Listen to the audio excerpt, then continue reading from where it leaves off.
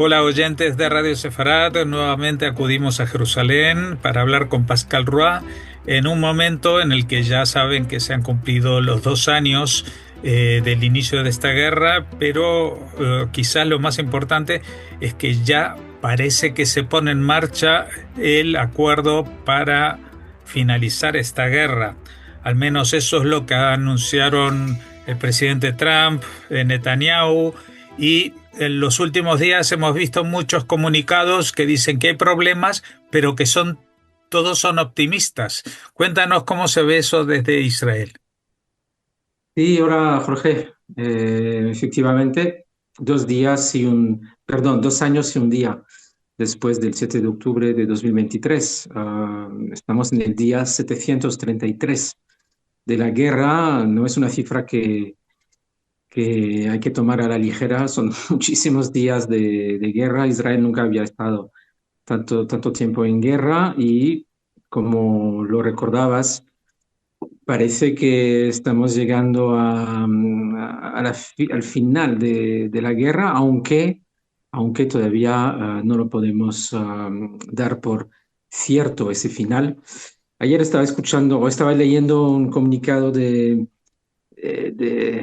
primer ministro, de la oficina del primer ministro, diciendo que, bueno, y vamos a empezar ahí en Egipto, en Sharm el Sheikh, las negociaciones indirectas, y que lo que reinaba era un ambiente de uh, very cautious optimism, de optimismo muy prudente, muy cauteloso. Y me sorprendió el muy, porque es un adverbio que se ha añadido respecto de la semana pasada, cuando hace unos días incluso Trump prometía que iban a volver los rehenes a casa en este tiempo de Sukkot. Recordamos a los oyentes que estamos en tiempos de Sukkot. Estamos en la semana de Hol HaMoed, es decir, entre el primer día de la primera noche de Sukkot y Simchat Torah la semana que viene. De hecho, fue en ese momento en que hubo la masacre, el pogrom de Hamas en Simchat Torah de hace 2 años. Entonces, bueno, todavía nos creemos las palabras de Trump. Hay mucha esperanza cautelosa aquí en Israel sobre un final feliz después de las negociaciones en Sharm el Sheikh, pero la verdad es que en Egipto se están reuniendo pesos pesados, pesadísimos. Es decir, todos los ojos se dirigen a Sharm el Sheikh. Solo falta Trump, solo falta Bibi, Netanyahu, solo falta Erdogan, pero están ahí los grandes delegados, como por ejemplo los altos dirigentes por parte de Israel del Mossad, del Shin Bet, también Ofir Far, que es el Consejo Especial de Netanyahu para Asuntos Exteriores, también Gal Hirsch, el coordinador de los rehenes. Ron Dermer se prevé que también acuda en las próximas horas, el ministro de Asuntos Estratégicos, que siempre está muy al avance de las negociaciones para la liberación de los rehenes. Y también acaban de llegar por parte de Estados Unidos Witkoff, el enviado especial, y Jared Kushner, el yernísimo de Trump, que también tiene un peso en estas negociaciones. O sea que es realmente pesos pesados que están en Egipto. Se me olvida también que por parte de Qatar también llega el primer ministro, Al Thani. Ha llegado ahí también acompañado con altos representantes de Turquía, sobre todo del Departamento de Inteligencia. Es decir, y es la primera vez, o sea, Turquía nunca había intervenido en las negociaciones para cese el fuego o liberación de rehenes. Esto es una novedad. O La sea que pregunta es, ¿de Hamas también viaja alguno? ¿O sí, esto es una cumbre de todos los que quieren hacer la paz, pero que no falta, que falta el otro? no, también han salido de Qatar y el máximo dirigente que por supuesto, no ha sido eliminado por el ataque de Israel hace unas semanas. Khalil al-Hayya ya se encuentra en Sharm el-Sheikh con más representantes de Hamas, altos dirigentes de Hamas, también una delegación de la Yihad Islámica y del Frente Popular de Liberación de la Palestina. También ellos, aunque tengan un peso menos importante, también están representados en esta cumbre. Así que, bueno, vamos a ver si realmente el plan de Trump se pone en práctica. Es lo que estamos todos aquí esperando en Israel.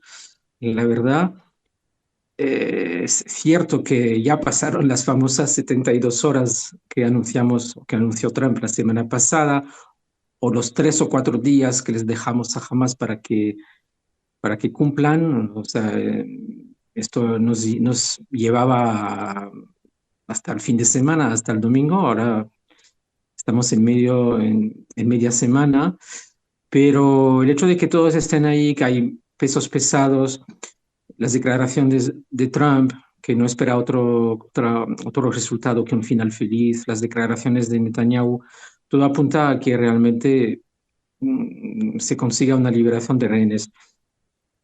De lo que se trata ahora es de la primera etapa. Recordamos que eran 20 o 21 puntos, no se sabe muy bien, ¿no? Entre 20 y 21, pero lo importante ahora es la primera etapa. ¿Y cuál es la primera etapa? Es lo que todo el pueblo de Israel, toda la sociedad israelí espera, que es la liberación de los rehenes, tanto los vivos como los sin vida. Y aparentemente lo que se está ultimando son reivindicaciones de Hamas, como por ejemplo recuperar el cuerpo de Yahya y Mohammed Sinwar, intentar que entren cuantos más en la negociación, que entre, o en el intercambio, que también entren muchos detenidos gazatíes desde el 7 de octubre de 2023, incluso los que formaron parte de la escuadra del 7 de octubre, es decir, los que participaron en la masacre. También se está estableciendo listas para los 250 con cadena perpetua presos palestinos que también formarían parte del intercambio. Recordamos de un intercambio de 48 rehenes contra estos 250 con cadena perpetua, 1.700 detenidos gazatíes, más 15 gazatíes sin vida retenidos en Israel contra cada rehén israelí sin vida. O sea Sí, que sí, no, serán pregunta. Se por habla, muerto. Sí. se habla de los 48, ¿no? Porque ayer hubo una Ya. noticia de que no sé si Netanyahu se equivocó, dijo 46 y ya saltaron las alarmas. Ahora en un noticiero de España acabo de oír 47 y digo, bueno, pero después hablaban de 48. Es que se piensa que están todos los secuestrados con vida y muertos van a estar. Todos van a estar. ¿Cuántos? No lo sabemos, porque si hasta Netanyahu se equivoca, y puede que se equivoque porque el error es humano, no ha habido desmentido tampoco desde que dijo 46. También Trump dijo otras cifras en algún momento de las últimas semanas. De momento lo que se baraja son 48, una veintena con vida, y todo esto seguramente de esto se está hablando ahora mismo en Egipto. Y saltará a la luz exactamente cuántos habrá, cómo se devolverán. No hay que olvidar que jamás no es un cuerpo estático, jamás es también otros grupos, otros grupúsculos que se mueven alrededor de Hamas.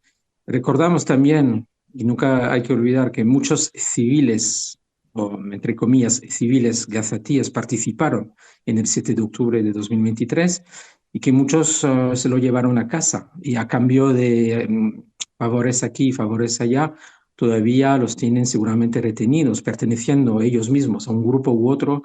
Hablamos de la yihad, hablamos del Frente de Liberación de Palestina o de otros grupúsculos incluso más pequeños. Hablamos de clanes, hablamos de familias. Desde Europa no se tiene exactamente una visión de lo que pasa realmente en Palestina. Y diciendo Palestina me refiero a Gaza y a Cisjordania. Es decir, que es un mundo que se rige por clanes, por Hamulot. Hamulot son esas extensas familias donde se imparte favores y se quita favores también para conseguir más o menos poder. Ujú. No hay Bueno, que cuando se olvidar dice que familias, se habla de familias de 40.000 o 50.000 personas. Es decir, no son sí, familias tribus, sí, tribus. de grupos de primos y primos. No, estos ya son clanes o tribus casi. Sí, pequeños principados, podríamos decir, reinados, principados. Entonces, realmente cuando Hamas dice que, bueno, necesitamos tiempo para encontrarlos, es, es verdad. O sea, no se encuentran en un lugar único, eso seguro. Y de eso se está hablando ahora y la forma de conseguir a los rehenes, tanto con vida o sin vida, todo esto forma parte de las negociaciones y cómo se van a devolver.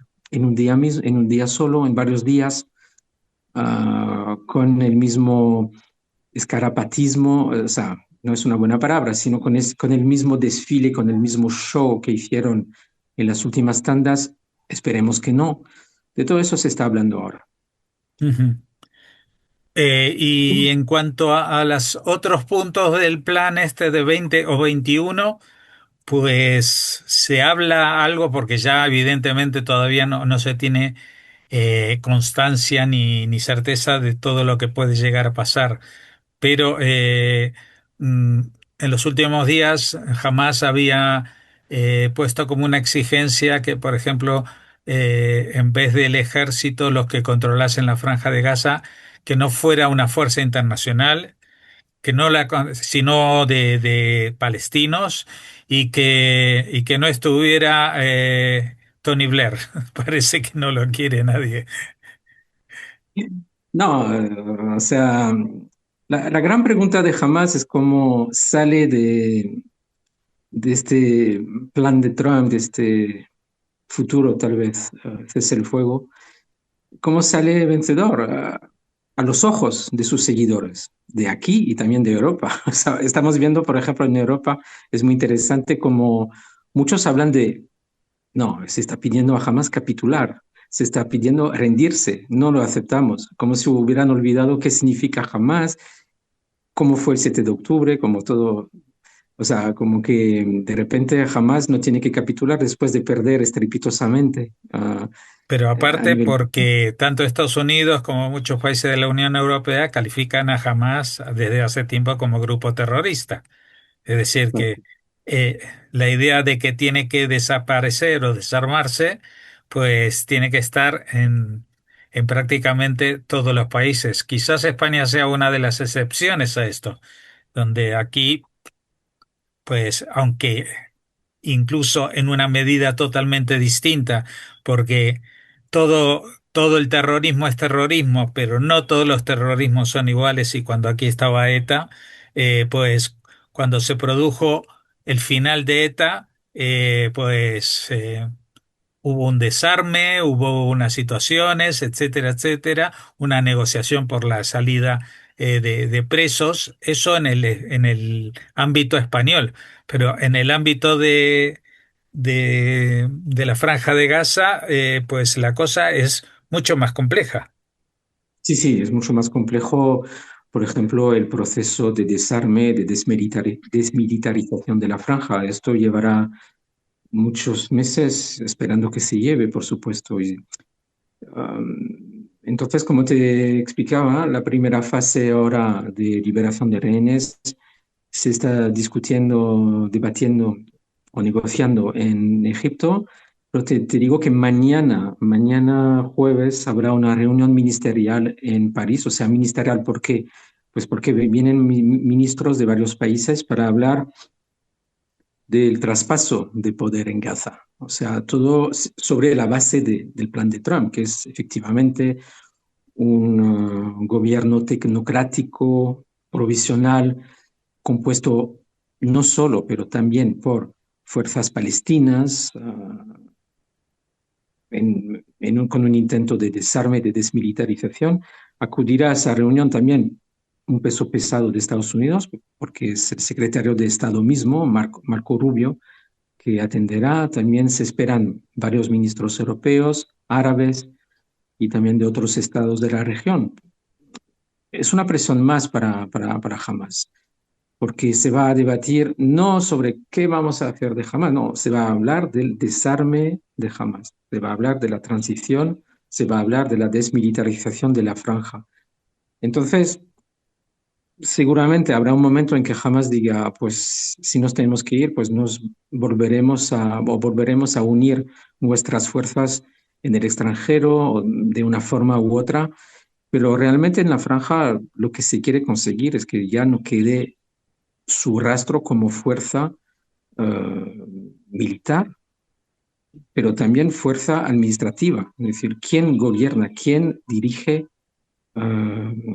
las instituciones, las futuras instituciones, el futuro territorio de Gaza, sabiendo que Israel siempre necesitará un derecho de control. O sea, por eso la semana pasada hablamos del mapa, ¿no? El mapa de la retirada progresiva de Israel hasta que realmente se ponga en funciones, se ponga en práctica la administración tecnocrática, provisional o no, pues Israel necesitará estar como está en Siria, como está en Líbano. Es realmente el objetivo y Trump se lo ha concedido. Es decir, que en cuanto vean una violación de la tregua, cuando vean una amenaza contra su territorio, Israel puede atacar, puede contestar, puede ripostar. Esa es un poco la condición y no hay otra. O sea, Trump lo dijo la semana pasada, hay muy poco margen de negociación, vamos a hacerlo, pero son líneas rojas que él mismo ha establecido y poco se podrá hacer. Entonces, ya iremos viendo cómo se implementará, pero de momento es lo que hay. Negociaciones en Egipto, liberación de rehenes, a partir de mañana en París, una reunión para hablar del futuro, el famoso día después, de lo que hablamos tantas veces en este programa. ¿Qué pasará después? Pues de eso van a hablar mañana. Es verdad que no habrá delegación israelí, aparentemente, en esta reunión ministerial, pero poner su destino en manos de Estados Unidos tampoco está mal en estas circunstancias. Ujú. Bueno, hay algo que en el caso de Oriente Medio siempre hay que tomar en cuenta, es decir, esta aventura, llamémosle, entre comillas, de Hamás, de jugárselo todo en ese momento, hace 2 años, era justamente porque estaban perdiendo protagonismo frente a los éxitos diplomáticos de Israel en el mundo árabe, especialmente en el mundo chiita, perdón, sunita, ¿no? Con los países con los que ya estaba estableciendo relaciones diplomáticas y otros con los que estaba a punto de lograrlo. Ahora, la atención está puesta en Egipto, en esas negociaciones en Sharm el Sheikh. Hay muchos que están pendientes de eso y igual, tal como hicieron los de Hamas en aquel momento, hace 2 años, no puede ser de que en este momento, pues, Irán quiera tratar de torpedear este proceso. Es decir, no solamente a través de los hutíes, sino interviniendo de forma directa contra Israel de alguna manera, porque también vemos que por el lado del desarrollo nuclear, pues está muy limitado, los que estaban en el acuerdo se han retirado. Eh, mm, ¿qué va a hacer Irán? ¿Se va a quedar solo y va a aceptarlo? Ahí está totalmente sola. O sea, Irán estaba leyendo un informe de cómo había caído, por ejemplo, otra vez, o sea, la moneda nacional.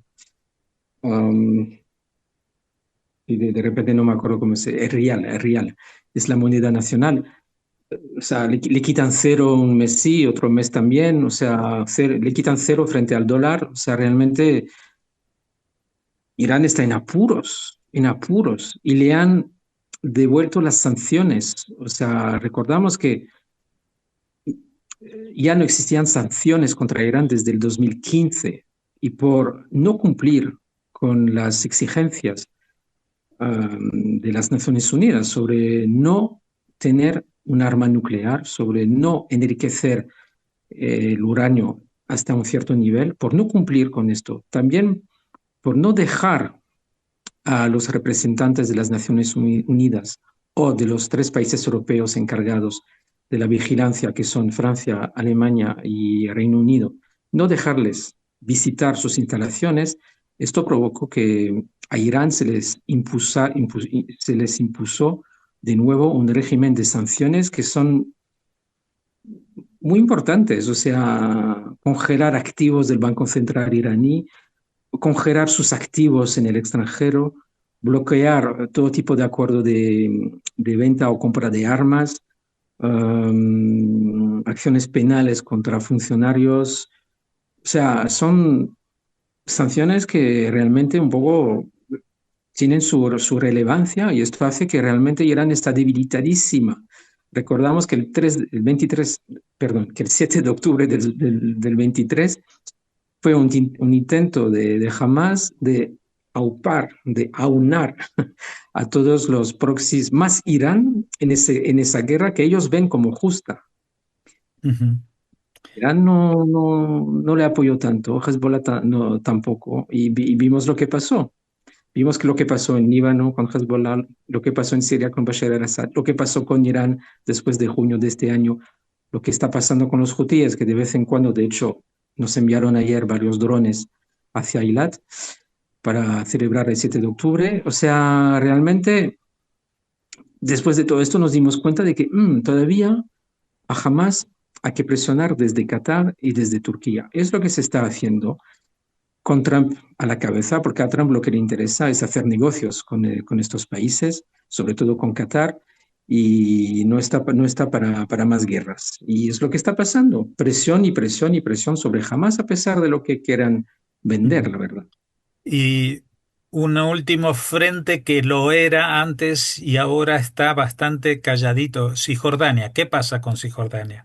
Porque durante el primer año de la guerra vimos cómo pues Cisjordania primero tenían muchísimas más armas, eh, no túneles como en Gaza, pero sí que tenía muchas armas que habían llegado de Jordania, que había muchos enfrentamientos con el ejército y con la gendarmería, etcétera, etcétera.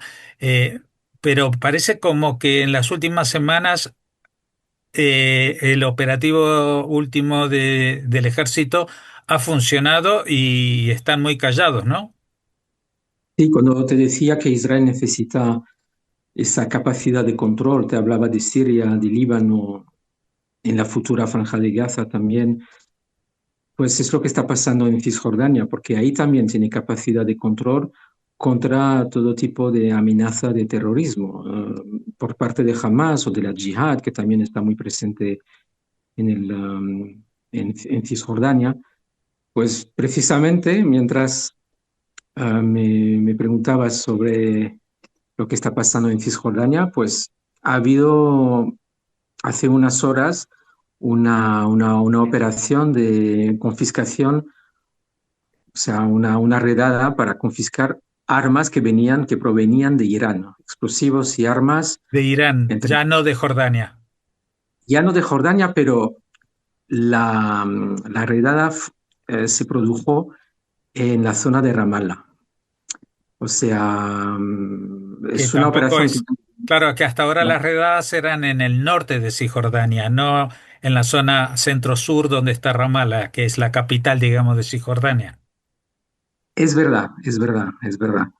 Pero es una operación importante porque estoy leyendo aquí, muchísimas armas han sido incautadas, Y esto significa que todavía Irán está intentando alimentar a quien pueda en la región. Cisjordania no es una excepción a la regla. Veo aquí 29 minas antipersonales, drones, cohetes, pistolas, etcétera. Pero es una operación que demuestra que Israel está bajo control. O sea, no digo que de vez en cuando no haya algún que otro terrorista que venga a cometer atentados, tanto contra israelíes que viven en Judea y Samaria como otros que viven en Israel misma. No digo que esto no pase, siempre existe esta amenaza, como existe una amenaza de Hezbollah, pero lo importante es tener control. Y Israel lo tiene, como tú decías, las operaciones contra la Yihad y Hamas en el norte de Cisjordania tuvieron sus frutos. Hay menos amenazas desde ahí. La represión ha sido muy importante, muy dura contra los terroristas que preveían o se organizaban para cometer atentados. Y, y sigue habiendo control. O sea, hay operaciones de control. Yo recibo informes todos esos días, no solo en el norte, también hacia Ramallah, como lo decíamos ahora, o Hebrón. Mm, Es importante para Israel tener esa capacidad de control. Ujú. Bueno, cuando en ocasiones anteriores, en estos 2 últimos años, hablábamos de cosas que se parecían a la actual, de cierta estabilidad en el frente militar, con negociaciones que parecía que iban adelante, etcétera, etcétera, pues muchas veces era la calma que precedía a la tormenta. ¿Tú crees que finalmente esta vez sí va a salir la sensación en la calle en Israel es que sí va a haber un acuerdo? Sí, la sensación es que va a haber un acuerdo. Es imposible que no lo haya. La presión es demasiado alta contra Hamas.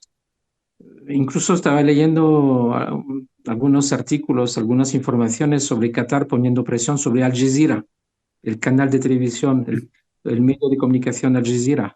Estaba cortando cabeza en Al Jazeera para que no tenga una visión tan sesgada contra Israel. O sea, habrá que ver, habrá que ver. Lo estaba leyendo hace unos minutos. Puede que haya realmente un gran cambio. Bueno, Jamás, a Jamás no le queda apoyo, no le queda apoyo y intentará salir como pueda para salvar la cara, pero a nivel efectivo tendrá que devolver los rehenes y retirarse. No, realmente hace una semana yo no tenía esa esperanza. Ahora sí la tengo y la tienen muchos israelíes. Pero vamos a ver. Es una época, digo, es una semana con muchos rumores. He intentado no hablar demasiado de rumores entre lo que quiere jamás, lo que no quiere, etcétera. Simplemente estamos viendo como espectadores de afuera, estamos viendo de afuera de las negociaciones, estamos viendo que está contra las cuerdas jamás. bueno, esperemos que esta vez sí sea el final de esta guerra, que es la más larga en la historia de Israel, incluso bastante ya más larga que la propia guerra de la independencia, que duró 1 año y medio y que parecía una situación que no se iba a dar nunca más. Muchas gracias por habernos atendido, Pascal, que sigas festejando Sukkot de Moadim Lesimcha a todos los oyentes y nos volveremos a encontrar ya la semana que viene. Hasta entonces, muchas gracias. También.